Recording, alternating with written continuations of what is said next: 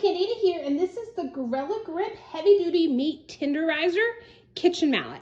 So here on this side, we've got the smooth side, and then we've got the tenderizer. What I like about this is I can use the flat side to really beat the meat and get it thinner. I like my chicken to be thinned out so I know it cooks through all the way. This side I can use so then that way I can tenderize the meat, and I also like to do this because I can get my spices down in the meat and give it better flavor. What I really like about this is it's got that soft grip handle, so I've got a good handle on it when I am using it to either tenderize or flatten out the meat, and it's easy cleanup. I can wash by hand or simply stick in the dishwasher. And so I can use this on chicken, I can use it on beef, my steaks, anything like that.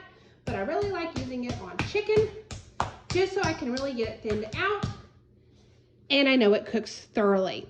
Cleanup's a breeze, and for me, that's always important. So I hope you found the review helpful.